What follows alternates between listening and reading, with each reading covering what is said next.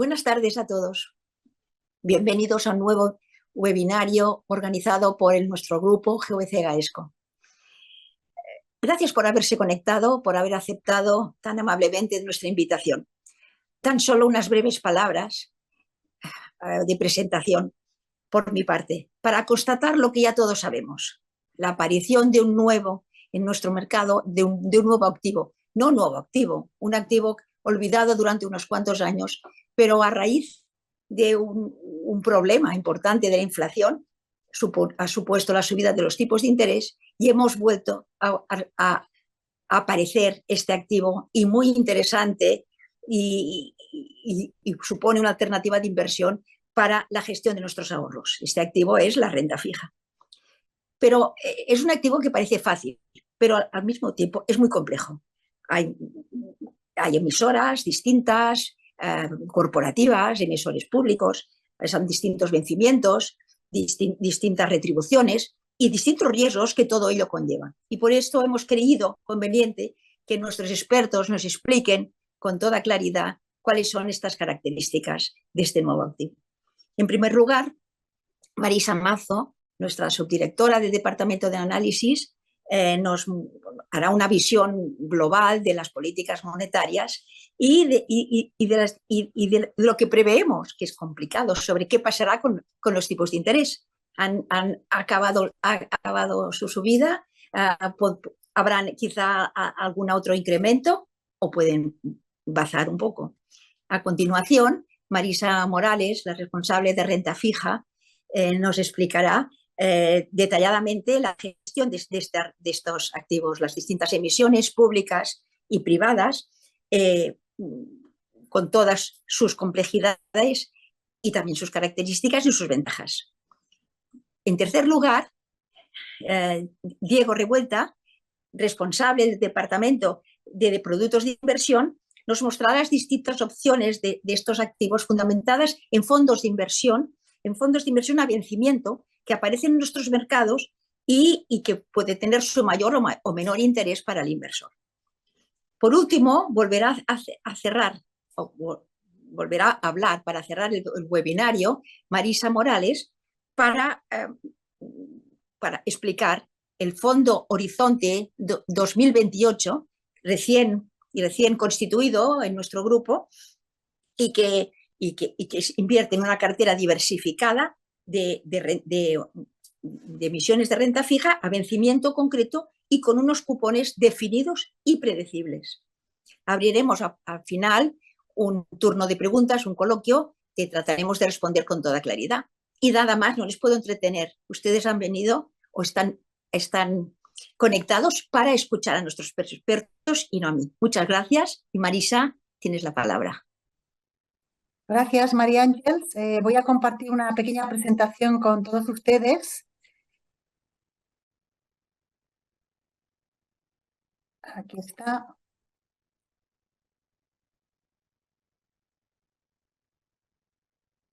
Perfecto. A mí me toca introducir hoy qué es la política monetaria, para qué sirve, cuáles son los instrumentos y qué esperamos para el 2024.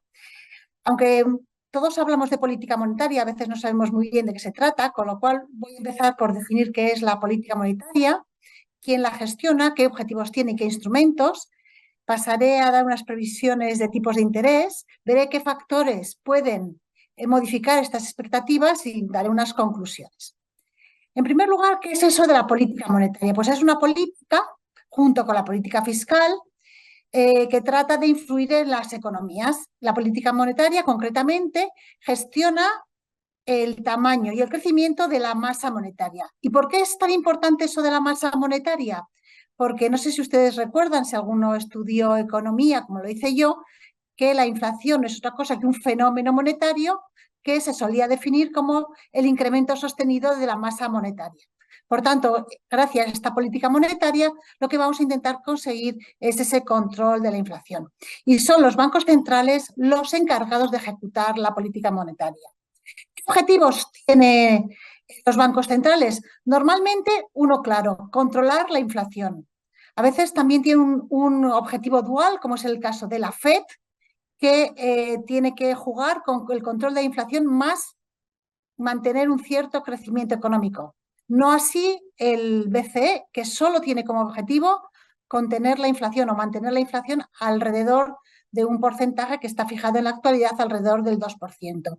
Y también hay otro objetivo indirecto que es mantener el tipo de cambio. ¿Con qué instrumentos cuentan los bancos centrales para conseguir estos objetivos? Fundamentalmente con 3 instrumentos convencionales y uno no convencional. El primero de todos, los tipos de interés, que es de lo que vamos a hablar hoy. También los coeficientes de caja de la banca, las operaciones de mercado abierto y cuando ya nada es efectivo utilizan las políticas no convencionales, que son fundamentalmente la compra de activos financieros. Esta política no convencional se había vuelto casi convencional durante la última década porque todos ustedes han oído hablar de los continuos QEs que han estado implantando todos los bancos centrales. Y viendo cómo podemos prever qué va a pasar con los tipos de interés, pues tendremos que ver cuáles son esos objetivos del Banco Central Europeo, dónde estamos, dónde prevemos que vamos a estar y ver cómo va a funcionar. En primer lugar, tenemos que ver la inflación. ¿Por qué? Porque la estabilidad de los precios es el objetivo imprescindible o principal de los bancos centrales. También como objetivo indirecto o directo en el caso de la FED, el crecimiento económico. Todos ustedes saben que crecimiento e inflación suelen estar correlacionados positivamente. Y por último, también tendremos que ver cómo la banca transmite esas políticas monetarias, porque al final los tipos de interés que marca el Banco Central Europeo de nada servirían sus cambios si no se transmitiesen a través del principal canal, que es el canal bancario. Empecemos por la inflación. La inflación nos ha estado dando bastantes quebraderos de cabeza desde hace un par de años. Ya parece que por fin está en retirada. El dato de ayer de Estados Unidos, donde la general bajó hasta el 3,2% y la subyacente hasta el 4%, nos dio un gran alivio a todos los partícipes de los mercados.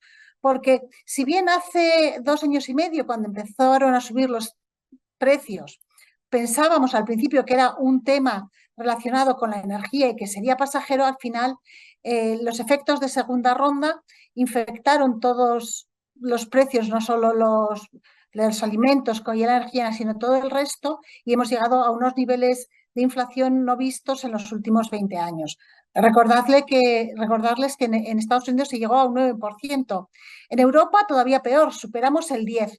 Y también la inflación está retirada, con la general en el 2,9 y la subyacente en el 4,2. Sin embargo, no hay que pensar que todo está vencido, porque los buenos datos de inflación que estamos viendo son en parte debidos al efecto de los precios de la energía. No sé si ustedes pueden distinguir unas barritas naranjas hacia abajo, es lo que está restando en la actualidad el precio de la energía al índice de precios, con lo cual este factor, que es muy volátil y no solo depende de nuestras economías, sino de decisiones políticas, decisiones de un cártel como es la OPEP, por ahora nos está ayudando a ese control de la inflación. Sin embargo, es más importante ver si se consigue al final dominar la inflación subyacente, que aglutina todos esos efectos de segunda ronda y que todavía está en unos niveles del 4%, bien alejado del 2%, que es el objetivo del Banco Central Europeo. Las previsiones son bastante optimistas, aunque se van a producir en un marco temporal más largo del que a todos los que estamos en mercados nos gustaría. Parece que se alcanzará el famoso 2% en el año 2025, pero ya en el año 2024 las inflaciones probablemente se sitúen en una banda entre el 2,5 y 3,5, muy alejados del 10 que vimos el año pasado en Europa o del 9 visto en Estados Unidos. Como pueden ver en la gráfica, según el consenso de analistas, terminaremos el año en el entorno del 3,8 en lo que es la rúbrica general, para ir paulatinamente bajando hasta ese esperado 2% en el año 25. Los países, ven ahí ustedes en el gráfico de la derecha, la barra verde es el año 2023 y la barra naranja es el año 2024, como ya en el año 2024 las inflaciones de la práctica totalidad de los países de nuestro entorno van a estar por debajo del 3%, con lo cual el 2 ya parece que está a nuestro control. Y con estas inflaciones, ¿qué han estado haciendo los bancos centrales? Subir tipos de interés. Los países no desarrollados o emergentes como Brasil o Chile empezaron a subir tipos de interés ya en el año 2021.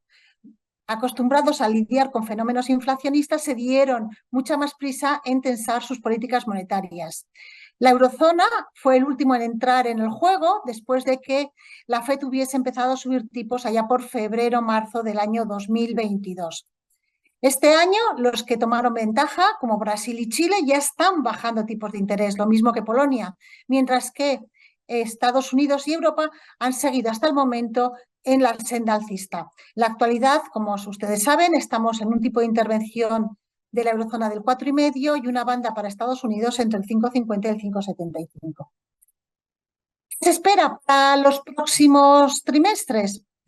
Según los datos de mercado y según los futuros de los Fed Funds, más o menos se espera que la primera bajada de tipos de interés se produzca en el segundo trimestre del año 24. En eso ya coincide también la curva de los euríbores de la eurozona. Hasta este momento se había estado pensando que Estados Unidos llegaría antes que nosotros al pico y empezaría a bajar también antes que la eurozona. Sin embargo, ya se están simultaneando los movimientos en ambas curvas. Los analistas, por primera vez, parece que están de acuerdo con las estimaciones o lo descontado por el mercado y apuntan a la primera bajada de tipos de interés en torno al segundo trimestre de este año. Perdón, del año 2024. ¿Qué puede fallar en estas visiones de que a partir de mitad del año que viene igual podrían bajar los tipos de interés? Que esto además se contradice en parte con las declaraciones de los bancos centrales que hablan de los tipos altos durante un largo periodo de tiempo, pues puede depender o puede fallar las previsiones del cuadro económico. El crecimiento para este año 2023 ha sorprendido al alza.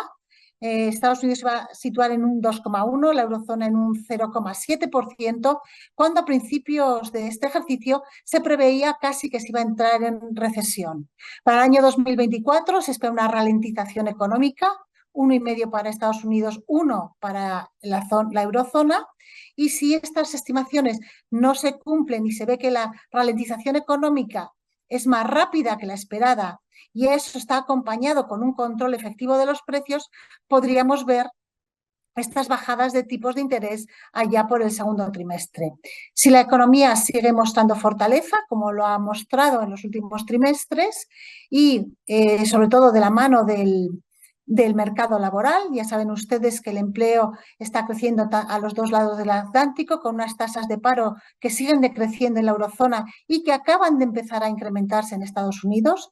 Si a estas cifras de economía real se mantienen muy fuertes, la bajada de tipos se retrasará en el tiempo, con lo cual nosotros pensamos que la bajada de tipos va a ser muy dependiente de los datos que se vayan conociendo de crecimiento económico y de inflación.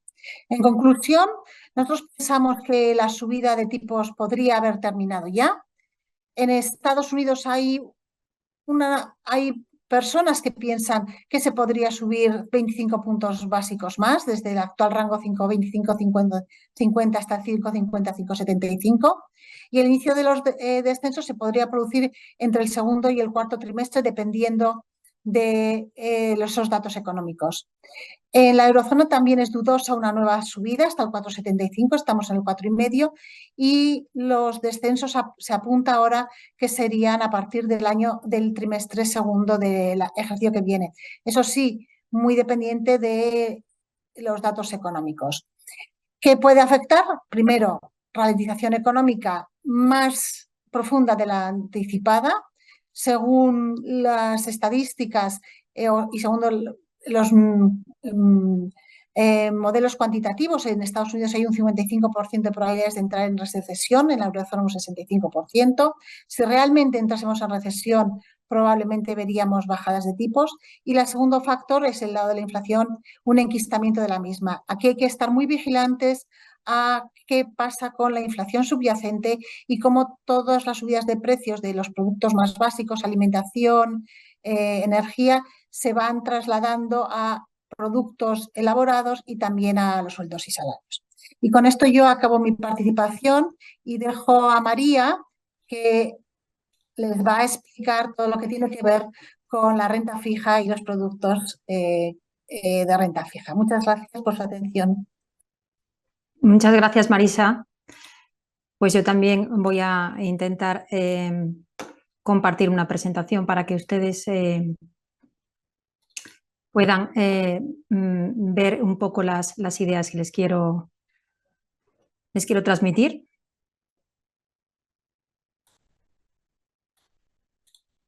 Un segundín. Estamos aquí. Muy bien.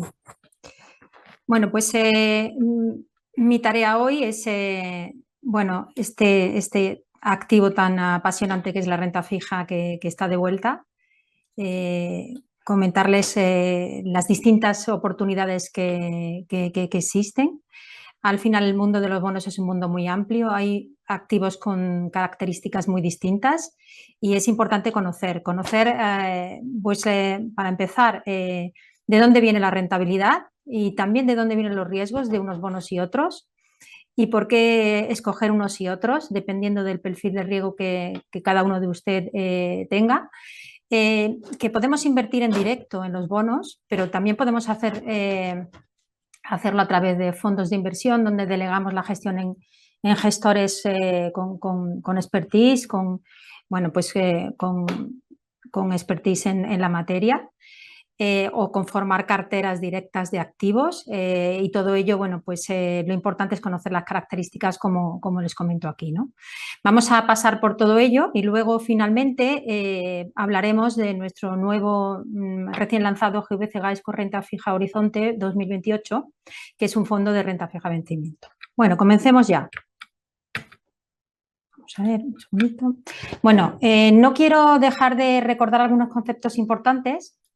Ya sé que son conocidos, pero es importante que recordemos. Bueno, ¿qué es un bono al final? Es un título de deuda y este título de deuda al Estado, a la empresa que lo emite, pues le da la capacidad de captar dinero, pero al inversor, bueno, pues es un derecho a recibir unos flujos, unos pagos periódicos en el futuro a cambio de entregar ese dinero en el momento inicial y posteriormente, pues lógicamente se le tiene que devolver a ese inversor su dinero, ¿no? Al final esto lo representamos así someramente porque, bueno, en el momento inicial, pues como digo, invertimos o damos el dinero a esta compañía, a este Estado y nos va generando unos flujos periódicos que nos va pagando la compañía hasta el final donde nos devuelve nuestro dinero. Lo importante es, bueno, que al momento inicial en el mercado primario que llamamos el emisor, pues emite ese bono, capta capital por parte del inversor y automáticamente ya ese bono pasa al mercado secundario. El mercado secundario pues va cambiando de manos de inversor en inversor pues hasta que llega a su vencimiento, ¿no? Recordemos, el bono se emite en el mercado primario, tiene un precio de emisión y ese precio de emisión normalmente es 100%, le llamamos 100% o a la par, ese es el precio. Puede ser por encima o por debajo, pero normalmente es 100% y coincide con el valor nominal del bono. El precio de reembolso pues es el momento de la amortización, es decir, cuando termina la vida del bono, pues se produce esa amortización de la inversión y hay un precio que normalmente coincide con el valor nominal, es decir, nos devuelven nuestra inversión. Y la amortización es ese momento, básicamente es ese momento, ese acto de devolución del capital en la fecha de vencimiento. Normalmente esto está más que estipulado, puede ser, se puede adelantar o se puede retrasar, pero todo esto tiene que estar recogido en donde veremos ahora el folleto. Los cupones, bueno, pues los cupones son esos pagos periódicos que están normalmente pactados en la emisión y normalmente son fijos, aunque también hay cupones flotantes. Es decir, la cantidad se conoce, es predecible y se conoce previamente. En el caso de que sea un cupón flotante, sí que están ligados a algún tipo de interés, normalmente Euribor o Libor 3 meses, por tanto no se conoce previamente el cupón que nos va a devengar, sino que se irá conociendo, irá cambiando con la subida o bajada del Euribor y del Libor. Esto sí, este tipo de cupones flotantes y por tanto bonos flotantes, a diferencia de los bonos fijos, se ven menos afectados por las variaciones de los tipos de interés de las que luego hablaremos, puesto que estos cupones van reseteándose con las variaciones de dichos tipos de interés, ¿no? No tienen ese tanto riesgo de tipo de interés. También importante el cupón corrido. Recuerden cómo tenemos pagos periódicos. Estos pagos periódicos normalmente pensemos que normalmente son anuales. Si compramos o vendemos un bono entre 2 pagos de cupones, pues lógicamente el que compra en mitad del año pues tiene solo derecho a la mitad del año de cupón y por tanto el que vende tiene que, digamos, pasarle al comprador el cupón corrido porque realmente no le corresponde. El folleto, bueno, pues son páginas con todas las características de las emisiones de los bonos y son bastante farragosos en el sentido que son muy extensos, tienen muchos términos legales y recogen todas las características, como digo, son muy importantes los folletos. Y luego para que ustedes vayan viendo los tipos de emisiones, recuerden, normalmente tienen cupones pagaderos con un periodo preestablecido. Hay algunos de ellos que no tienen cupón, se les denomina cupón cero. ¿Qué ocurre con estas emisiones? Bueno, pues que nosotros solo vamos a cobrar en el último plazo junto al principal un único cupón, son emisiones cupón cero o emisiones al descuento, también muy interesantes. Aquí realmente no hay un tipo de interés explícito que se nos va pagando con una frecuencia o al final, sino que es un tipo de interés que está implícito en que como se emiten por debajo de la par, por debajo de 100, sin embargo, en el momento del vencimiento se nos devuelve 100, pues de ahí viene la rentabilidad de este tipo de activos. Los más conocidos y muy en boga, las letras del tesoro y también los pagares de empresa. Bueno, aquí vamos a ir muy rápido, pero sí que sepan que a la hora de analizar el precio de un bono, pues, o el valor actual, lógicamente al final esto es un tema puramente matemático, donde lo que hacemos es, para saber cuánto vale, descontar los flujos de caja que realmente nos va a producir en el futuro. Como les comento hace un momento, hay bonos que sí que tienen flujos periódicos en distintos años, hay otros en donde solo se produce un flujo. De ahí la forma de cálculo, ¿no?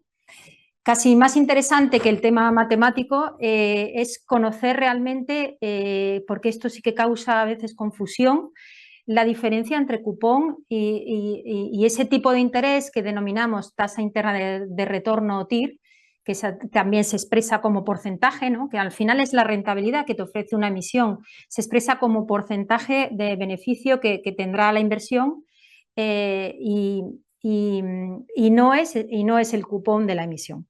El cupón claramente viene definido y preestablecido al inicio de la misma, como digo, está pactado y está en el folleto, y la tasa de retorno también tiene dependencia del precio realmente del bono, por tanto no es exactamente lo mismo. Lo vamos a ver que sí que el cupón sí coincide con la tasa de retorno al inicio de la emisión, siempre y cuando la emisión se emita a 100 a la par. Vamos a verlo como un ejemplo que es mucho más fácil.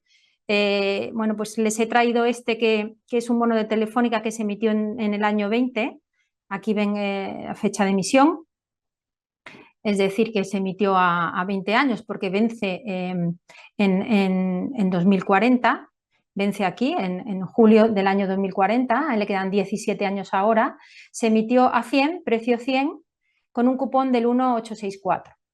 ¿Vale? Entonces, una persona, un inversor que compró este bono ese día del año 20, ¿no? Pues, y que permanece esos 20 años, ya sabe su rentabilidad cuando llegue el 2040, que es un 1,864 anual TAE, ¿no? Realmente siempre va a recibir ese cupón y si se queda a vencimiento, pues sabe previamente cuánto va a ganar, ¿no? Pero ¿qué pasa cuando va el bono al mercado secundario? Bueno, pues cuando va el bono al mercado secundario empieza su devenir, fluctúa y fluctúa, entre otras cosas, sobre todo por los tipos de interés que comentaba antes Marisa, que tienen una importancia bueno, pues muchos órdenes de la vida, en los bonos es crucial, ¿no? Los tipos de interés son determinantes a la hora de ver el precio de un bono y el devenir del precio de un bono. Si nos colocamos aquí en el año 20, cuando salió a la TIR Telefónica de 1,864, salió a un precio de 100, pero fíjense, ¿no?, dónde se encuentra el precio en estos momentos, pues en 70,55 aproximadamente. Por tanto, podemos ver que ha caído con rotundidad, especialmente en el año 22, precisamente por las subidas de tipos que comentaba Marisa que se han producido, que afectan directamente al precio de este bono. Por tanto, si un inversor quiere comprarlo hoy, ya no está comprando una tasa de retorno del 1,864, aun cuando compre el bono cada año le van a pagar 1,864, sino que al comprar a 70 de precio, lógicamente su tasa de retorno, dado que en el año 2040 le van a devolver el 100%, pues es de un 4,32. Por tanto, es vital no tanto los cupones, sino fijarse en la tasa de retorno de las inversiones en bonos. Llegado a este punto, sí que quería también hablar de los riesgos. Ya sabemos de dónde viene un poco la rentabilidad y cómo la medimos normalmente los gestores de bonos, como la TIR. Es importante conocer los riesgos. Hay varios riesgos que quiero mencionar, pero me voy a detener en dos. Uno de los dos principales riesgos son los tipos de interés y la variación de los tipos de interés.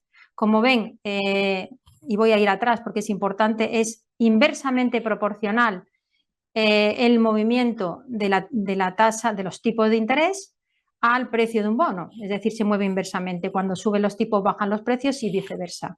Por tanto, si queremos calibrar el riesgo de nuestra inversión en bonos, tenemos que saber que cuando los tipos de interés suban, nuestro precio de nuestro bono va a sufrir.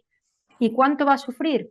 Pues bueno, va a sufrir más cuanto más largo sea, cuanto mayor duración tenga el bono. No va a sufrir lo mismo un bono a 1 año o a 2 que un bono a 20 años. Esto es lo que llamamos la sensibilidad del bono. Lo que hacemos con la duración, o el concepto de duración, es al final medir un poco, medimos el vencimiento ponderado de todos esos flujos de caja y como concepto para que entiendan es, bueno, ¿cuánto tardo yo en recuperar mi inversión, ¿no? ¿Cuánto tardo? Porque si yo invierto en un bono a 5 años, pero cada año, o a 20 años, pero si cada año me va a pagar cupones del 5 o del 10, pues lógicamente yo voy recuperando mi inversión en adelantado. Y esto significa, pues básicamente, que la duración no coincide con el vencimiento, como ven aquí. La duración es inferior cuando tenemos cupones intermedios, flujos de caja intermedios. Solamente la duración coincide con el vencimiento cuando no hay estos cupones intermedios, por ejemplo, en las emisiones al descuento, los bonos cupón cero, porque realmente solo recuperamos la inversión el día en que vence el activo. No tenemos ninguna entrada, ningún flujo de caja previo. El segundo riesgo importantísimo, el riesgo de crédito. Bueno, el riesgo de crédito viene determinado por la posibilidad de que cuando prestamos el dinero, el emisor o prestatario, en este caso, ¿no? Sepamos que tiene capacidad de repago, de hacer frente a sus obligaciones, tanto del tipo de interés como del principal, en tiempo y forma. Todo esto está, como digo, determinado en el folleto de la emisión. Tenemos que analizar, para hacer una buena labor, la capacidad de repago de deuda y la habilidad para generar esos flujos de caja. Y no solo es importante el emisor, también el emisor está rodeado de una economía general. Como digo, por ejemplo, en el año 22 subieron mucho los tipos de interés. Esto afectó a muchas compañías en su financiación, encareciéndola, el sector, el emisor, es decir, que hay muchas variables que influyen. Cuando les hablen de algún bono o se lo ofrezcan, tienen que tener claro en qué riesgo, en qué tipo de bono están invirtiendo. usamos a menudo agencias de calificación del riesgo de crédito. Es una forma de estandarizar una medida cualitativa, ¿no?, de una casa independiente, en este caso que se llaman agencias de calificación, como digo, independientes, sobre la capacidad de repago de un emisor o de una emisión concreta. Y entonces, como ven en la tabla, que les adjunto aquí a la derecha, pues bueno, hemos traído las más populares, Moody's, Fitch and Standard & Poor's. Al final esto se expresa en una letra, son cualitativas, y bueno, vemos la parte de arriba son lo que llamamos bonos grados de inversión o investment grade, y la parte de abajo son los bonos de alto rendimiento especulativo o high yield. Bueno, como pueden apreciar por la tabla, cuando vamos descendiendo, la calidad de los balances de las compañías o de los estados va disminuyendo. Su capacidad de atender a sus deudas, al repago de sus deudas, va bajando, y por tanto pues tienen peor calificación crediticia. Como pueden ya suponer, sin que casi yo se lo cuente, esto es inverso a la rentabilidad que ofrecen. Es decir, a medida que bajamos en la tabla, obtenemos más rentabilidad por las inversiones que si nos vamos a un emisor de calidad máxima AAA, ¿no? En estos no me quiero parar mucho, pero que sepan que, porque los dos principales ya los hemos comentado, que existen otros riesgos. Por ejemplo, el riesgo de tipo de cambio si el bono en cuestión es en otra divisa, que no sea el euro o que no sea la del inversor base, ¿no?, la divisa base de cada inversor. El riesgo soberano. A veces vemos compañías muy buenas y que tienen capacidad absoluta de repago, pero están en un país que no es el más adecuado, y esto les penaliza. O el riesgo de liquidez. En el activo renta fija tiene sus peculiaridades, especialmente cuando hablamos de compras, ventas de activos que tienen algo menos de liquidez, por ejemplo, los bonos de alto rendimiento. A veces puede costar deshacer o comprar una posición, y el riesgo de reinversión. El riesgo de reinversión también es importante porque básicamente cuando estamos recibiendo esos flujos de caja, esos flujos de cupones anuales, trimestrales, podemos hacer varias cosas con ese dinero, lógicamente, o gastárnoslo o reinvertirlo. Si lo queremos reinvertir en otro bono o en otro tipo de activo de renta fija, tendremos que ver en cada momento dónde se encuentran los tipos de interés. Es posible que haya ido a nuestro favor y que las rentabilidades estén más altas, o a la inversa, que haya ido en contra y las rentabilidades sean inferiores. Y ya llegamos un poco a los dos grandes tipos de activos que queremos comentar hoy. Clasificaciones de bonos hay varias. La más importante para mí entender es esta, la de, al final, bono corporativo o deuda gubernamental. Como comentaba al inicio, bueno, también podemos decir bonos cupón fijo, bonos cupón flotante, por ejemplo, pero creo que la más importante es esta desde el punto de vista de la rentabilidad y del riesgo, por eso es en la que voy a detenerme, ¿no? Los dos grandes grupos serían bonos corporativos y bonos gubernamentales. En la parte de bonos gubernamentales son los emitidos por los distintos países. Aquí, bueno, lógicamente hemos traído los más cercanos y los más países desarrollados, pero bueno, podemos ver países a nivel mundial, ¿no? Y luego los bonos corporativos, que también hemos traído las dos categorías de las cuales ya les he hablado en principio, que son el investment grade o grado de inversión y el high yield. Bueno, miren, la deuda del Tesoro alemán, hemos traído la duración del bono y aquí la tasa de retorno. Como ven, bueno, pues el bono alemán sería la línea gris, que es las bolas grises, que son las que representan cuánto pagan estos bonos en estos plazos. La verde sería el gobierno del Tesoro español, también a plazos similares. El grado de inversión en azul y la rentabilidad de los bonos de alto rendimiento. Como ven, bueno, pues estamos en rentabilidades entre el 2,5 y el 8. Hay un amplio abanico según el tipo de bono. Y es que es importante, el tipo de bono determina el binomio rentabilidad-riesgo.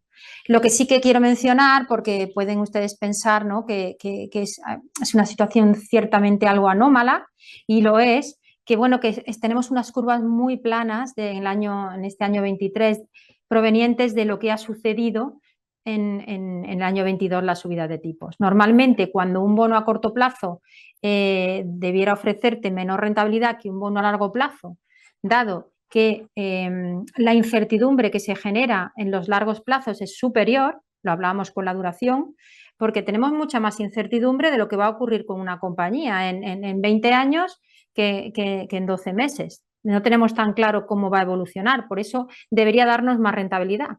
¿Cuál es la realidad a día de hoy? Es que las curvas están súper planas, muy planas, y prácticamente capturamos la misma rentabilidad. Esto viene porque, bueno, se ha producido un movimiento muy agresivo de tipo de interés, subidas de todos los bancos centrales a nivel global, y se han tensionado mucho los cortos plazos. Se han tensionado hasta el punto de que muchas curvas se han incluso invertido, como la americana, o que están ahora planas, ¿no? Bueno, aquí rápidamente no me voy a extender, la prima de riesgo española, como ven a 10 años, bueno, pues tenemos aquí un punto que lo que nos dice es que la prima actual española, es decir, ¿cuánto nos paga más el bono español que el alemán? Pues 103 puntos básicos, un 1%, y bueno, esto lógicamente depende de la calidad crediticia también de cada gobierno, ¿no? De la fiabilidad del Estado. Y entramos en materia, las letras. Vamos con letras, les he traído hasta esta parte de la tabla, bueno, pues son en euros, la última línea que es las letras estadounidenses, pues son en dólar. Por tanto, bueno, digamos que son más comparables, lógicamente, la curva euro y que la curva dólar iría por su lado porque son distintas divisas. Y bueno, básicamente, ¿qué conclusiones podemos extraer aquí? Bueno, aparte de que están también muy planas y que incluso las letras a 12 meses están algo más caras que incluso plazos más cortos, porque hay bastante demanda en este momento de letras en general. Bueno, que también que a nivel Europa, pues tampoco hay grandes diferencias entre lo que te paga una letra alemana o una letra española, ¿no? Básicamente porque estamos en la zona euro y está todo muy estandarizado. Y en los cortos plazos esto realmente está muy aquilatado, está todo muy similar, ¿no? Estas son las de la Unión Europea, que también hay letras a 3 y 6 meses. Y ahora vamos a bonos ya más largos, bonos de gobierno europeos y también del Tesoro americano en dólar, ¿no? Aquí ya sí que podemos también mencionar esa característica de que algunas curvas están planas, incluso pues invertidas, como la alemana, ¿no? Que te paga más el 2 años que el 10 años en este momento. Y que sí que en la española y en la italiana, sobre todo la italiana, tiene algo más dependiente que llamamos, es decir, te paga mucho más el 10 años frente al 2 años, y que, bueno, que aquí sí que hay alguna diferencia, es decir, un bono a 10 años italiano nos pagan 4,40 en este momento, mientras que si nos vamos a la fiabilidad alemana, pues es un 2,60, ¿no? Sí que hay diferencias, ¿no? Aquí tendríamos los bonos de la Unión Europea, que pues son un compendio al final de todos los países euro, y por tanto, bueno, están ahí a medio caballo entre unos y otros. Y entramos ya en la parte de bonos corporativos. Hemos traído un ejemplo de bonos corporativos españoles.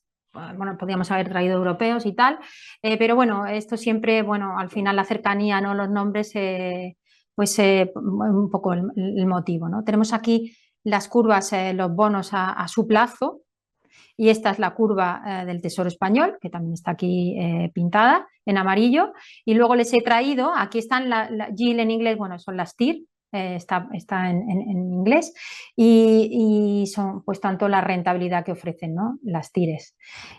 Aquí tenemos una curva de Telefónica que he traído Merlin y Celnes de varios emisores. ¿Por qué unos pagan más que otros? Bueno, unos pagan más que otros porque les he explicado, está el riesgo de tipo de interés, pero está el riesgo de crédito. Ese riesgo de crédito, ¿cómo se traduce y se plasma? Pues en que unas compañías pagan más que otras, tienen más diferencial o spread de crédito que llamamos, ¿no? Y aquí lo vemos muy bien. El bono a 10 años, pues el español estaría al 3,60 a 3,63. Un bono de Telefónica a 10 años nos pagaría un 4, uno de Merlin un 5,30 aproximadamente, y uno de Celnes un 5,5, 5,60, ¿no? Por tanto, aquí ven ese diferencial, llamamos diferencial de crédito, es la calidad crediticia de cada emisor. Son lo que el mercado estima que uno debe pagar en función de su calidad y fortaleza de balance. Aquí entramos un poco en algo un poco más técnico, pero que no quería dejar de contárselo. Al final, ¿de qué se compone el tipo de interés de un bono corporativo? Bueno, de una parte, que es el tipo de interés de la curva europea de referencia, euro o tipo de interés libre de riesgo, que en estos momentos, pues en este bono entre 5 y 7 años, bueno, un bono a 6 años de media está. Ese tipo de interés ahora mismo en la curva swap europea que se llama está al 3%, y aquí les he traído en un gráfico dos líneas, ¿no? En el devenir desde el año 21 al 23. La línea azul pues son los bonos grado especulativo o grado de inversión en euros high yield. En la línea roja son los bonos grado investment grade o grado de inversión. Por tanto, con mucho, entre comillas, más calidad crediticia, menos riesgo. Bueno, pues aparte de ese 3% donde están los tipos hoy, un bono a 6 años, un bono grado de inversión nos pagaría un 1,70 adicional. Ese es su spread de crédito, mientras que un high yield nos pagaría un 4,75. Es decir, ese es también su spread de crédito, ¿no? En este caso, mucho más elevado. Cuanto más riesgo, más rentabilidad. Y les he traído, para que lo vean un poco más intuitivo, pues por ejemplo, dos bonos españoles. En este caso, uno es High Yield, que es el bono de eDreams, un bono a 2027. En plazos son similares, no son exactos, pero son similares, es decir, no paga más uno que otro por plazo, sino por el riesgo de crédito que tiene. Y el de Abertis, ¿no? Que es grado de inversión. Bueno, pues el de Abertis está pagando actualmente a 2028, a principios del 28, un 4,35, que sobre ese 3% más o menos que le digo que están los tipos en esa zona hoy, pues sería un spread de crédito de 133 puntos básicos, un 1,33, mientras que el de eDreams está pagando casi un 8, lógicamente por su mayor riesgo de crédito. Y ya por último, quería hacer una mención a la deuda financiera, porque es una parte muy importante del mercado de renta fija, los bonos corporativos pero financieros, emitidos pues, por entidades tanto de crédito, bancarias, financieras al uso, aseguradoras, porque tienen un régimen específico desde Basilea III. Es muy importante que los bancos centrales, la EBA y demás, pues tengan claro que los bancos son muy importantes que estén con balances saneados y que estén en buena forma, y por eso se crea este tipo de legislación, ¿no? Donde desde el accionista, que lógicamente perdería su dinero si quebrara un banco, hasta los bonistas tendrían que poner su dinero también para acudir a un rescate de un banco, ¿no? Digamos. Por eso es muy importante saber cuando se compra un bono de una entidad financiera, que he traído una de primer nivel nacional, hay mucha tipología de bono dentro del mismo emisor. No todo es lo mismo. Entonces, por ejemplo, aun cuando el plazo que ustedes ven aquí es el mismo, fíjense que en duración no hay mucha diferencial, pero en rentabilidad hay mucha diferencia. ¿Y por qué hay mucha diferencia? Pues también le da una pista del rating, ¿no? Algunos son de una solvencia y calidad muy buena, AA+, porque son las cédulas hipotecarias. Estos están garantizados por la cartera hipotecaria del banco en cuestión, por tanto tienen activos reales detrás, mientras que luego hay otros como son el Senior Preferred, que también tiene mucha calidad, pero fíjense, pues ya vamos subiendo, del 3,5 este pagaría un 4,30, hasta los que empiezan a incurrir en pérdidas en caso de que el banco tenga problemas, como el Senior Non-Preferred o el subordinado o los famosos COCOs, ¿no? Que son los llamados deeply subordinated en inglés, son muy subordinados, digamos, y por tanto hay mucho, en la prelación de cobro están muy abajo. De hecho, están justo por delante del accionista, ¿no? Pero claro, las rentabilidades también, como pueden observar, pues pasan desde el 3,5 al 8,5, ¿no? Por tanto, no todo bono financiero, hay que mirar con detalle tanto la rentabilidad como el riesgo en que uno incurre, ¿no? Y creo que con esto aquí nos quedamos, y ahora voy a pasar la palabra a mi compañero Diego. Muchas gracias, María. Buenas tardes. Yo soy Diego Revuelta y voy a dar continuidad a lo que ha comentado María Morales. Primero voy a compartir la pantalla. Vale, entonces yo voy a dar continuidad a lo que ha comentado María Morales, pero con otra manera o alternativa de poder Disculpa, invertir en Diego, renta. no estás compartiendo, disculpa. Ah, ¿ahora? Sí, vale. Perfecto, pues yo voy a dar continuidad a lo que ha comentado María Morales, sobre todo enfocándonos en una forma o alternativa para invertir en renta fija, pero mitigando estos dos riesgos previamente comentados por María de duración o sensibilidad a tipos de interés y de riesgo de crédito, siempre enfocándose a un perfil conservador y con unas ventajas, que es lo que dota un poco de atractivo a esta manera de invertir en renta fija, ¿vale? Esta manera de invertir en renta fija son los fondos de renta fija a vencimiento, y la presentación va a consistir en contarles un poco a ustedes qué son este tipo de fondos, cuáles son esas ventajas que los hacen atractivos a la hora de poder construir una cartera diversificada y solvente que se ajuste a los objetivos y necesidades de cada cliente. Luego vamos a abordar un poco la manera y los factores interesantes o importantes a la hora de elegir qué fondo me puede convenir a la hora de construir esa cartera diversificada, tanto a la hora de invertir como a la hora de desinvertir. Y por último, les comentaremos las estrategias o fondos de renta fija a vencimiento que tenemos disponibles en nuestra plataforma, ¿vale? Y luego les daremos una especie de visión práctica para que esto que comentamos primero teóricamente, ustedes puedan utilizarlo o con su asesor a la hora de poder elegir el fondo. Lo primero de todo, ¿qué es un fondo de renta fija a vencimiento? Bueno, pues un fondo de renta fija a vencimiento no es más que un vehículo de inversión que lo que hace es comprar una cartera de bonos, ¿vale? Esos bonos de inversión directa que ha comentado María.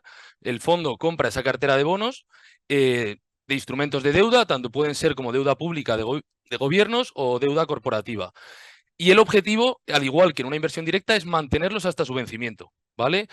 ¿Por qué eso es interesante? Porque la inversión en este tipo de fondos nos ofrece una visibilidad sobre la rentabilidad aproximada que podemos esperar en el caso, por supuesto, de mantenernos a vencimiento, ¿vale? Luego lo veremos, pero estos fondos también van a dar la posibilidad de que el inversor se pueda salir antes, pero en cuyo caso esa rentabilidad no, o sea, podría desviarse ligeramente de esa TIR que luego veremos que tienen estos fondos. Las tres ventajas que principalmente queremos destacar sobre estos fondos: la primera, ese vencimiento conocido de antemano. ¿Esto qué significa? Pues significa simplemente que el gestor se pone un límite de los bonos que puede comprar. Es decir, no puede superar los bonos que tiene en cartera la fecha de vencimiento que se haya puesto. Por ponerles un ejemplo, si el gestor se fija que no puede comprar más allá del 31 de diciembre de 2028, ya sabemos que ese es el vencimiento límite en el que vencerán los bonos y que el gestor nunca podrá comprar bonos más allá de esa fecha. ¿Esto por qué es interesante?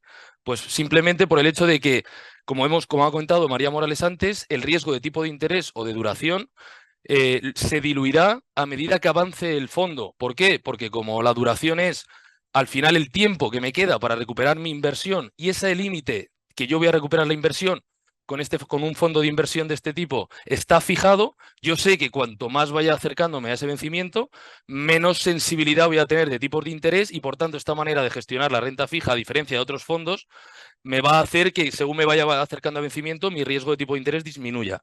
La segunda ventaja, la diversificación del riesgo, en búsqueda, por supuesto, de una rentabilidad atractiva. ¿Esto cómo lo hace el gestor? Pues como ha comentado María antes, hay una serie de emisores con una calificación crediticia que bien puede ser investment grade o high yield, es decir, deuda de alto rendimiento. Incluso existen emisores también en mercados emergentes y distintos sectores que pueden ser más cíclicos o menos cíclicos.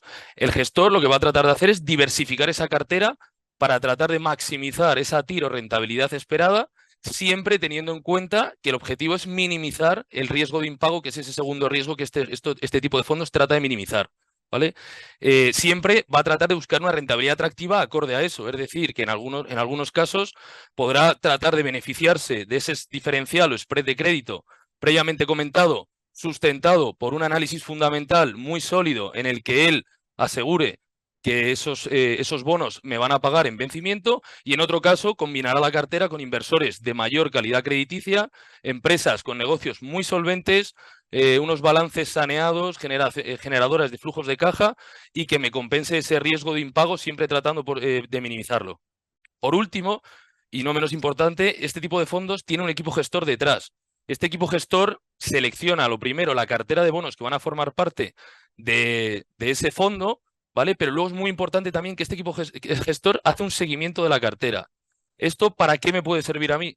Pues en el sentido de que cuando un bono puede vencer a lo mejor antes de esa fecha límite, ¿vale? Porque no lo hemos comentado previamente, pero el gestor se fija una fecha límite a la que puede ir, pero puede comprar bonos que le parezcan atractivos que venzan un año antes de esa fecha límite. Bueno, pues en el caso de que esos bonos venzan, hasta que vence el fondo en ese año último que se ha fijado, lo que hará el gestor es tratar de invertir ese dinero en instrumentos monetarios o en algún tipo de activo de liquidez que me aporte ese extra de rentabilidad para que no vea yo perjudicado la TIR del fondo, ¿vale? También en el caso de que el bono me pague un cupón durante la vida del bono, este equipo gestor también se encargará de que ese cupón se reinvierta de acuerdo a los límites del fondo, ¿vale? Entonces, lo siguiente y muy importante es ¿qué tengo que considerar yo a la hora de invertir en este tipo de fondos? Lo primero de todo es el vencimiento y la duración. El vencimiento, ¿por qué? Porque tiene que estar un vencimiento alineado con la fecha a la que yo quiero estar invertido en este fondo, ¿vale? Luego, como comentaremos rápidamente, que uno se puede salir del fondo antes de tiempo, pero la idea al entrar en este fondo es mantenerse a ese vencimiento para alcanzar esa TIR que me está diciendo que puedo conseguir con ese fondo. La duración, lo que hemos comentado antes, cuando yo invierto, tengo que saber cuál es la duración del fondo. ¿Por qué? Porque esa cartera de bonos, como ha comentado María, fluctuará en base también a los movimientos de tipos de interés, que cuando yo llegue a vencimiento recuperaré el nominal invertido más la rentabilidad que me otorgan los cupones y obtendré esa TIR que me está dando el fondo. Pero yo tengo que ser consciente de que si quiero salir antes del fondo, esa duración me va a afectar, por así decir, en el caso de que los tipos de interés suban o bajen para cuando yo quiera sacar el fondo al valor liquidativo que esté. Lo siguiente, la TIR y la calidad crediticia. Esto simplemente es pues, la rentabilidad aproximada que podemos esperar a vencimiento y que estamos de acuerdo con esa rentabilidad que queremos conseguir, y la calidad crediticia que indica pues, ese riesgo de impago que yo puedo estar dispuesto a asumir, siempre teniendo en cuenta que detrás del fondo hay un equipo gestor que se encarga con un análisis fundamental de sustentar la mejor selección de bonos posible. Luego, a nivel más operativo, también es importante fijarnos en dos cosas. Una de ellas es el periodo de comercialización, que básicamente este tipo de fondos, como luego están hechos a vencimiento, lo normal es que tengan un periodo de comercialización. ¿Esto qué significa? Significa que el fondo solo se va a poder invertir durante un periodo determinado. Durante ese periodo yo podré entrar en el fondo cuando yo quiera, al igual que puedo hacer en un fondo normal. Pero la diferencia de estos fondos a nivel operativo es que cuando ese periodo de comercialización cierra, yo ya no voy a poder entrar en el fondo, ¿vale? Si yo ya estoy dentro, podré salir, pero yo ya no voy a poder entrar. Entonces es importante saber ese periodo de comercialización en el caso de que me interese entrar en ese fondo. Luego, el periodo de comercialización se indica cuándo acaba con una fecha de cierre que se comunica en el fondo. Y por último, es muy importante las comisiones y los gastos. Al final, invertir en un fondo de inversión tiene un coste, puesto que tengo un equipo gestor detrás que me está haciendo esa selección de bonos y esa monitorización de la cartera. Pero es importante destacar que no tienen comisión de suscripción ni costes adicionales por acceder a este tipo de fondo. Si voy a comprar el fondo y no voy a tener ningún coste adicional, igual que puedo tener en cualquier otro fondo. Lo único que tendré como coste es una comisión de gestión, que es el coste pues, de tener ese equipo gestor que monitoriza la cartera y se encarga pues, de ese seguimiento, y que se descontará, pues como en cualquier fondo, del valor liquidativo de manera diaria. Una vez ya estoy dentro del fondo, es importante saber cuándo puedo desinvertir. Como hemos comentado, la idea de este tipo de fondos es que son perfectos para construir una cartera diversificada que se ajuste al horizonte de inversión que pueda tener el cliente y que no haga falta salirse antes de tiempo de este tipo de fondos para yo alcanzar la rentabilidad que de primeras cuando entro me dice el fondo que puedo conseguir de mantenerme hasta vencimiento. Pero es importante, en el caso de que yo me quiera salir, que es una de las otras ventajas que tiene, que yo me puedo salir antes de tiempo, es las 4 consideraciones que vemos en pantalla. La primera de todo es la liquidez. En este tipo de fondos va a haber 2 maneras de salirse una vez cierra el periodo de comercialización. Una de ellas, que es habitual, es que el fondo tenga liquidez diaria, es decir, que todos los días yo tenga un valor liquidativo al que poder meter una orden para salirme del fondo. Y luego la otra opción es pues ventanas de liquidez. Son ventanas de liquidez que se acotan a un plazo y que en ese plazo, solo en ese plazo, se permite al inversor salir del fondo. Si el inversor no aprovecha ese plazo, entonces tendrá que esperar a la siguiente ventana de liquidez para salir y no podrá hacerlo como con la otra opción previamente comentada. El swing price es un mecanismo que detrás tiene su procedimiento, pero básicamente este mecanismo funciona para proteger a los inversores que se quedan dentro del fondo. Es decir, si yo soy un inversor y estoy dentro del fondo, no me tengo que preocupar de que haya otros inversores que se quieran salir, porque este mecanismo lo que va a hacer es que me va a proteger de esos inversores que se quieren salir para que mi inversión no repercuta esos costes de negociación que está provocando las órdenes de salida de otros inversores, ¿vale? Esto al final se aplica en todos los fondos de renta fija a vencimiento y el objetivo es simplemente ese, proteger a ustedes, los clientes, que quieran entrar en este tipo de fondos, pero se tengan que salir en algún momento o que se permanezcan invertidos. Luego, la comisión de salida es un coste que en algunos casos de los fondos puede tener el hecho de salirse antes de vencimiento, ¿vale? Nosotros nos encargamos en el equipo de servicios de inversión de monitorizar este tipo de costes para que el cliente no sufra en el caso de hacerlo de acuerdo a las limitaciones del fondo. Lo normal, ya digo, que es que los fondos no apliquen esta comisión de salida y cuando yo me salga no tenga ningún coste adicional tampoco. Y por último, la traspasabilidad, que es otra de las ventajas de invertir en un fondo de renta fija, es por ese diferimiento fiscal que yo tengo al salirme de un fondo de inversión y por el cual yo no tengo que tributar, a diferencia de la inversión directa en bonos, y que me da ese plus a nivel fiscal poder tomar decisiones sobre mi inversión.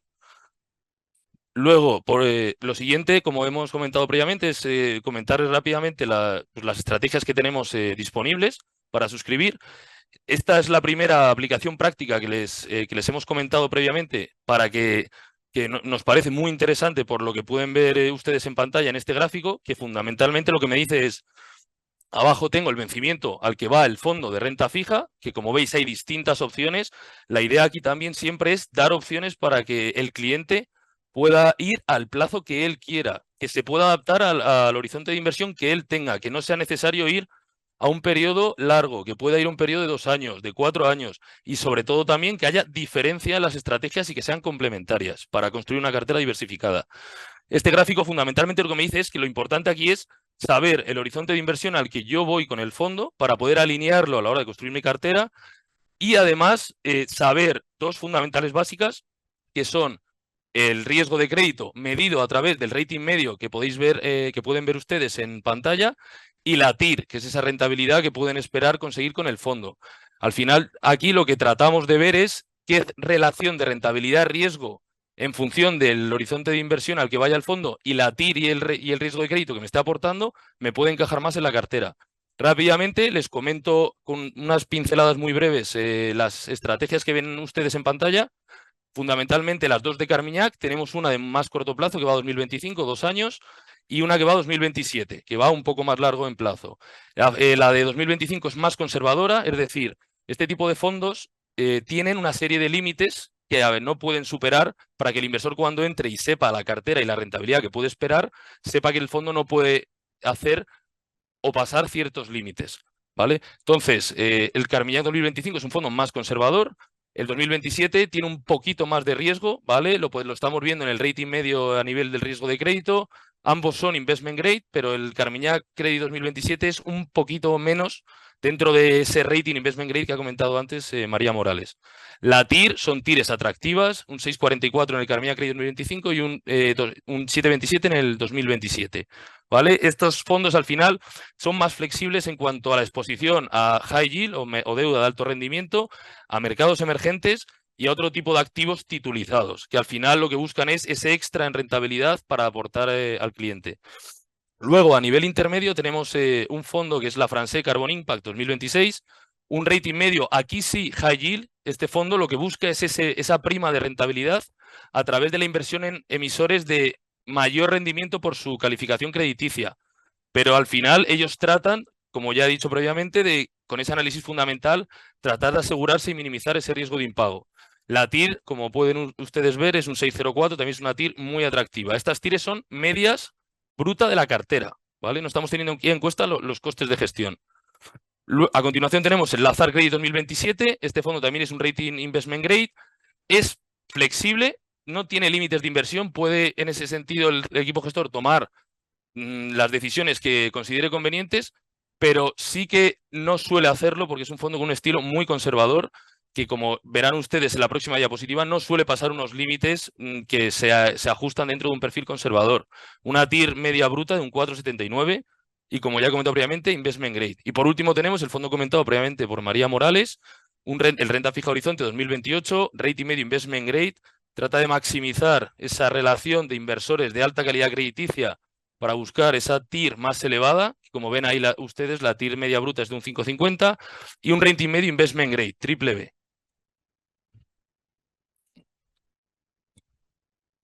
Esta es la otra aplicación práctica que les hemos comentado, que con lo anterior les permite tener una imagen muy clara de qué es lo que puede hacer cada fondo y que les sirva para construir esa cartera diversificada al plazo que ustedes deseen. Aquí este gráfico lo explico rápidamente. Funciona de la siguiente manera. Lo que ustedes ven en sombreado es el límite de inversión que tiene el fondo por cada una de esas categorías de renta fija. Investment Grade High Yield a nivel de rating crediticio, países desarrollados y emergentes a nivel de geografía. Y la barra, la parte que está coloreada o que tiene un color más fuerte, es el posicionamiento de la cartera actual del fondo. Los datos están, salvo el caso de María, que la cartera es actual, el resto de los datos del fondo están a cierre de septiembre de 2023, que son los últimos datos disponibles. Como pueden ver, esta imagen lo que nos transmite es saber dentro de cada fondo dónde puede llegar y dónde está posicionado. Como he comentado previamente, si se fijan en el Carmignac Credit 2027, que es el cuarto fondo, empezando por la izquierda en cada uno de los bloques de barras, verán que los límites son mucho más altos que en el Carmignac 2025 y que además tiene más exposición a high yield y mercados emergentes. Luego, en el caso de la Francais Carbon Impact, sobre todo verán esa parte del high yield y de cómo ese fondo busca obtener esa rentabilidad extra por la exposición a una deuda de alto rendimiento y que está, como pueden ver en el segundo bloque, en la segunda barra empezando por la izquierda, que está prácticamente al máximo de los límites de high yield que puede alcanzar el fondo. El Lazar, como ven ustedes, es lo que he comentado previamente, tiene todas las barritas límites de inversión hasta el 100%, puesto que por folleto no tiene límites de inversión. Pero podemos observar que en emergentes no tiene exposición y en high yield es el fondo que menos exposición tiene. Por tanto, eso va en línea con lo comentado previamente de que es un fondo que, aunque no se quiera restringir por tipo de activo, dentro de la renta fija sí que suele ser tener un estilo muy conservador. Y por último, el renta fija Horizonte 2028, pueden ver ahí en pantalla que sobre todo tiene exposición a Investment Grade y países desarrollados, y dentro de High Yield y emergentes pues, está cerca del límite de inversión. Pero de esto les hablará más tarde María Morales.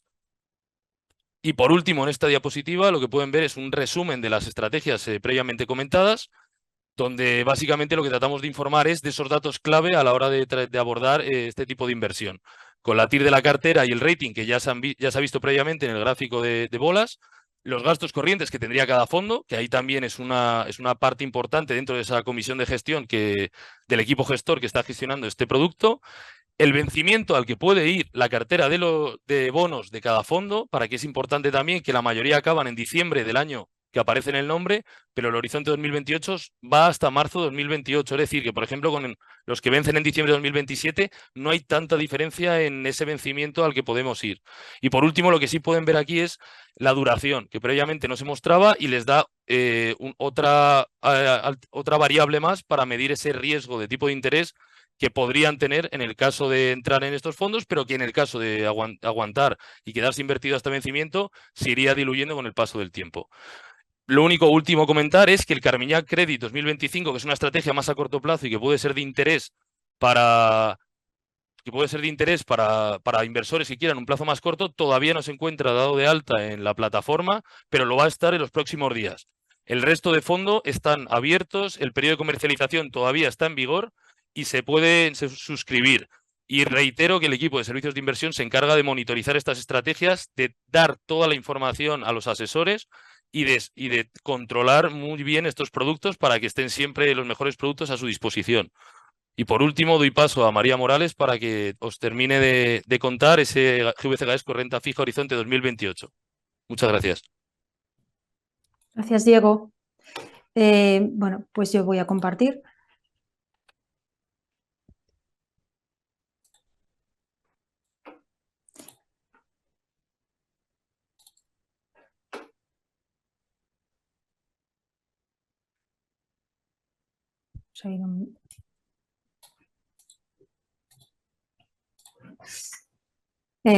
Vamos a ir a la página en cuestión. Se me ha ido a... Bueno, la verdad es que Diego ya nos ha ilustrado bastante de este nuevo fondo de renta fija a vencimiento, el 2028. Ya en la casa ya tenemos uno lanzado en 2027, con un año antes en vencimiento de los bonos. Ahora vamos a este 2028. Lo importante es que el momento para construir carteras de renta fija es óptimo, en mi opinión, es bueno. Capturamos rentabilidades que en este caso, bueno, pues vamos a intentar dar ese 4,30 al final de la estrategia, que esta estrategia vence en marzo 28 y como comentaba Diego, pues es un fondo que bueno, que sí que es buy, o compra de cartera, pero sí que tiene vigilancia y gestión, que esto es importante. Al final, como comentamos aquí, pues seleccionamos la cartera de bonos, vemos las oportunidades en el momento que es lo que nos parece más conveniente. Reinvertimos los cupones y monitorizamos la cartera y aunque esa cartera inicialmente está hasta vencimiento sin tocar, como digo, se monitoriza y si se trata de maximizar la rentabilidad o minimizar el riesgo, vamos a cambiar la cartera en todo lo que sea necesario, aun cuando no es la vocación del fondo, ¿no? Como digo, bueno, pues intentaremos que llegue al 4,30, el fondo se va a lanzar, está en periodo de comercialización, se va a lanzar el 11 de diciembre, compraremos la cartera y ahí tendremos claro ya y bueno, pues como digo, estimamos un 4,30. La TIR bruta de cartera, como comentaba Diego, pues es del 5,5. Ahora ya entienden perfectamente, ¿no? El concepto de TIR media y bueno, que no es, como digo, coincidente con el cupón medio de esta cartera es 2,4, ya hemos explicado ampliamente, ¿no?, las diferencias. Y aun cuando la vida media son 4 años y 4,3 años, 4 años y 3 meses, decirles que la duración no es tan elevada porque tenemos, bueno, cobramos cupones en anticipado que vamos a ir reinvirtiendo, ¿no? Esta es de 3,5. Intentamos que tenga una diversificación óptima, pero desde luego mínimo serán 30-35 emisiones y el rating medio será BBB, grado de inversión. Les he traído, no me voy a extender mucho porque por no alargarlo más, pero les he traído para que vean, intentamos que esté muy diversificado en distintos países, aunque la mayoría son desarrollados, solo puede tener un 15% en emergentes, tenemos monitorizado una cartera con un 12%, son emergentes además, son más bien países del este, algunos en la propia Unión Europea. La duración, lógicamente, como pueden entender, pues los bonos vencen dentro de 4 años, como 4 años y 3 meses como mucho, por tanto están en ese entorno y pues tenemos una cartera sólida, construida sobre todo con grado de inversión, pero que nos permita llegar a ese 4,30 de rentabilidad, ¿no? En cuanto a la diversificación de cartera, es muy importante en mi opinión, por eso intentamos siempre que no concentrar riesgos y especialmente, como ven, está muy representado tanto el sector financiero, banca, que hay bastante. No hay mucha deuda gubernamental, es un fondo de crédito corporativo como digo, es muy diversificado en cuanto a sector. Y muy importante, la diversificación, especialmente en los bonos de alto rendimiento, es exquisita, es decir, intentamos que ahí no haya ninguna concentración en la parte más high yield de la cartera, ¿no? Ya quiero finalizar, no quiero entretenerles más, pero importante decir que esta cartera es una cartera sólida con un 70% de grado de inversión y que al final pues es un plazo de 4 años y poco y que el momento de verdad es muy bueno para capturar esa rentabilidad de entre el 4 y 4,5 en grado de inversión. Creo que es un momento óptimo para invertir bueno, en este caso en fondo, pero también en general. Sí decirles que hay activos de renta fija atractivos, que cada uno se adaptará a su perfil de riesgo, pero que es un momento realmente interesante para poner sus ahorros a funcionar dentro del mundo renta fija. Y con todo esto yo termino y les doy las gracias. Muchas gracias. Muchas gracias, Marisa. Diego y María, por vuestras explicaciones. Mientras tanto, hemos recibido bastantes preguntas que hemos tratado de agrupar para no hacer el coloquio excesivamente largo. Empezaríamos por una pregunta a Marisa. ¿Hay algún iba a decir cliente, bueno, casi todos son clientes, o algún amigo que se ha conectado, que dice que es cuál es la relación entre la FED y el BCE, el Banco Central Europeo? ¿Tienen actuaciones coordinadas o son independientes entre ellos? ¿Y cuál es la expectativa de la valoración? Lo has dicho en parte, pero quizá quiere todavía afirmar más o que seas más concreta. ¿Cuál es la expectativa de la curva de los tipos para el 2024? Bueno, a ver, no es que actúen de forma coordinada, pero evidentemente Europa y Estados Unidos son economías muy ligadas, muy relacionadas, con lo cual tienes que estar pendiente de lo que hace una y la otra. En primer lugar, tenemos la política monetaria que sigue la FED, afecta al dólar. Si afecta al dólar, afecta a muchísimos de los intercambios mundiales que hay, por tanto, por esa vía afecta a Europa. Luego, cada país tiene o mejor dicho, la zona euro y la zona americana son zonas económicamente muy distintas. Estados Unidos, y mal que nos pese a los europeos, es mucho más dinámica, se adapta más rápidamente en todos los ciclos económicos. No sé si se han dado ustedes cuenta que cuando cae menos que la eurozona, cuando sube más, y de ahí que haya tenido unas políticas monetarias en los últimos años que, si bien han llegado casi al cero, también han estado en positivo.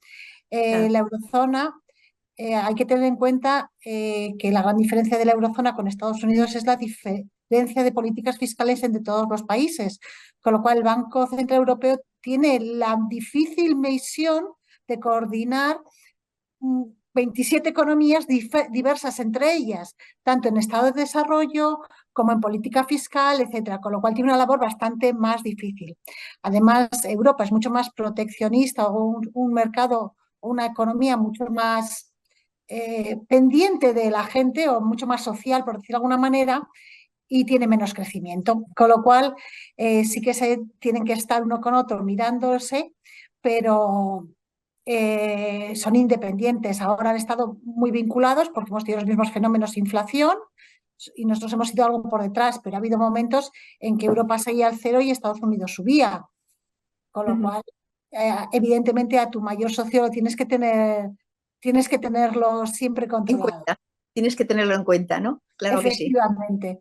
Y luego, en cuanto a la curva de tipos, ¿qué es lo que probablemente podamos esperar de aquí a año y medio? Pues yo lo que creo que se debería producir es lo que se llama un bear steepening, es decir, que la curva se positivice, pero por bajada de los cortos, de aquí a año y medio. Es decir, el recorrido a la baja de los largos, que con esta curva relativamente invertida que tenemos sobre todo en Estados Unidos, lo que deberíamos ver es una cierta positivización a la baja de aquí a año y medio, muy dependiente de la evolución económica, evidentemente, y del control de la inflación.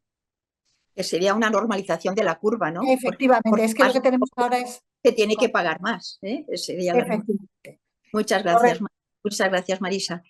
Para Diego, ¿hay alguna pregunta sobre si nos puedes distinguir las ventajas de los fondos a vencimiento sobre los ETFs y otros fondos abiertos? Por supuesto, María Ángeles. La principal diferencia entre un fondo de renta fija a vencimiento y un ETF es que el fondo de renta fija a vencimiento, como hemos comentado previamente, tiene un vencimiento limitado. Es decir, que puede haber compañías que emitan bonos detrás de ese vencimiento. Si nuestro vencimiento es 2028, puede haber compañías que continúen emitiendo bonos en 2029 y en 2030, por ejemplo. En un fondo de renta fija de vencimiento, el gestor no puede comprar esos bonos, es decir, no puede ampliar esa duración. Yo sé cuándo va a vencer la cartera y sé que esas son las limitaciones del fondo. En un ETF, la principal característica del ETF es que se indexa o replica el comportamiento de un índice de renta fija. Un índice de renta fija está obligado a ir incorporando en el índice las nuevas emisiones de renta fija o de bonos que vaya habiendo en los emisores, por ejemplo, corporativos. Entonces, si yo compro un ETF indexado, por poner un ejemplo, a un índice de renta fija corporativa, que puede ser en la similitud versus un fondo de renta fija vencimiento previamente comentado, ese ETF va a seguir teniendo una duración mayor que la del fondo de renta fija vencimiento y que va a ir en línea con esas nuevas emisiones que se vayan incorporando al índice. Y la última característica es que en el ETF yo no voy a tener un vencimiento definido y van a ir venciendo fondos y el ETF me va a ir replicando ese comportamiento, pero va a tener una mayor sensibilidad a tipos de interés y el paso del tiempo no me va a beneficiar a mí en diluir ese riesgo de tipo de interés. Por lo tanto, es mucho más interesante para un inversor conservador, por supuesto. Eso es. Muchas gracias. María, ¿cuál es ¿cuál crees que son la oportunidad de este fondo que presentamos de GVC Gaesco 2028 en el entorno actual de los tipos de interés? Pues María Ángel, yo creo que, como comenté al final de la exposición, es un momento dulce para la renta fija, dulce y rentable, y hay que aprovechar un poco el momento. Las situaciones, venimos de un año 2022 con una tensión de tipos muy elevada. Prácticamente hemos llegado al pico del ciclo de tipos y no esperamos ya pues más subidas. Los siguientes serán bajadas cuando toque, ¿no? Pero lógicamente cuando tú inviertes en un periodo razonable a 3-4 años y te aseguras una tasa de rentabilidad, pues estás dando certidumbre a tus inversiones, porque si inviertes a demasiado corto plazo, tienes un riesgo de reinversión en un entorno donde seguramente dentro de 18 o 20 meses los tipos hayan bajado y estén más abajo. Por tanto, no capturaremos tanta rentabilidad. De esta manera estamos capturando rentabilidad con mucha certidumbre a 4 años. No me iría a un plazo larguísimo. A ver, dependiendo del horizonte de cada inversor, pero siempre cuanto más largo el plazo, más riesgo, porque hay menos visibilidad de repago. Por tanto, 3-4 años es un periodo ideal desde el punto de vista del riesgo, pero también de la rentabilidad. Esa es un poco la razón. Muy bien, pues me parece que es un producto, vaya, que hemos creado con mucha ilusión y pensando que puede ser muy interesante para los inversores que quieran estar tranquilos con un determinado tipo de interés o una determinada rentabilidad a 4 años. Muy bien, pues muchas gracias a todos, muchas gracias por la atención y si no les importa, esperarse solamente un minuto o medio minuto para poder responder al cuestionario que desde marketing les van a ofrecer porque es interesante saber su opinión sobre la duración, sobre la calidad, sobre si les ha gustado o no este webinar. Muchas gracias a todos y muy buenas tardes y hasta pronto.